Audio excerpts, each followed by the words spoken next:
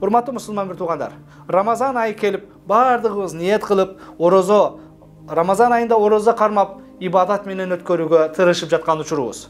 Аллах Таала кереметтүү Кур'анда: "Я айюхаллазина аману", о иман келтирген пенделер, сиз экөөбүзгө кайрылып, о жүрөгүндө иманы барлар, мусулмандар, менин пенделерим, кутиба алейкумус сиям кама кутиба алаллазина мин qablikum. Силерге Рамазан айында орозо кармаган фарз кылынды, силерден мурдакыларга фарз кылынгандай, лааллакум таттакун, балким таква болорсуңар, таквалыгыңар күчөш үчүн, Кудайдан коркушуңар үчүн дейт.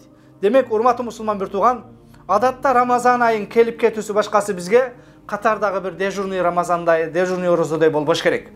Бул Рамазандан алына турган өзгөчө бир өрнөктөр, сабактар өмүр эсебин алышыбыз керек. Анткени биз сиздер менен жогоруда айткандай, былтыр 2023 жылдын орозосунда Рамазан сабактары менен орозо тууралуу сүйлөшкөн болсок, бүгүн 2024 орозосунда жолугуп отурабыз. Арадан 1 жыл өттү.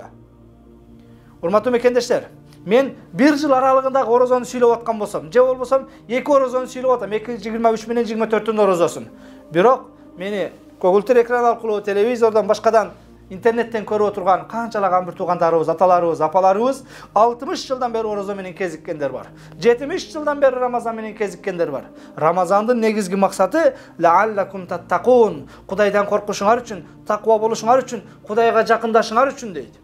Урматтуу мусулман бир туугандар, келиңиздер, бул Рамазан айы бизди Кудайга жакындатыш үчүн келеткен. Кудайга болгон коркуубузду күчөтүш үчүн, Кудайга болгон сүйүүбүздү күчөтүш үчүн, Кудай менен мамилебизди оңдош үчүн, же болбосом, жараткан Аллах Таала тарабынан бир өзгөчө берилген кечиримдерге себепкер болуп, Кудай Тааланын астындагы Кудай сүйгөн, ыраазы болгон бактылуулардын, бейиштиктердин катарына кошулууга бир өзгөчө бир мүмкүнчүлүк экен.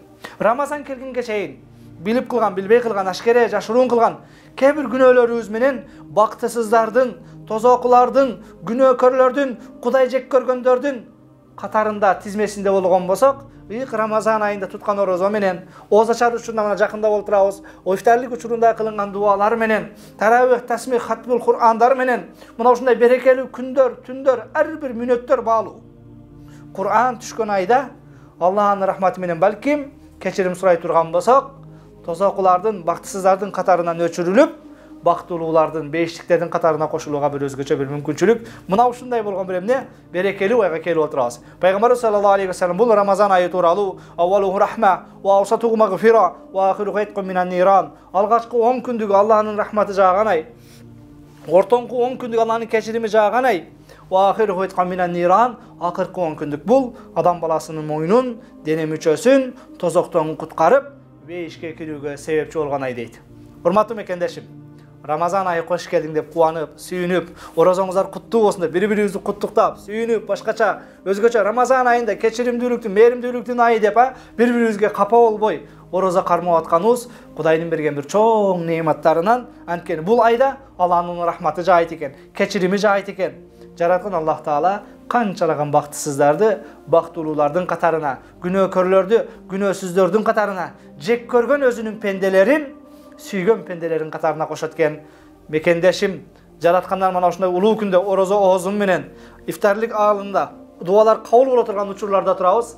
Жараткан Аллах Таала иншалла эмне бардыгыбызды мына ошол өзү сүйгөн, жакшы көргөн пенделердин катарына кошулганды насип кылган болсун.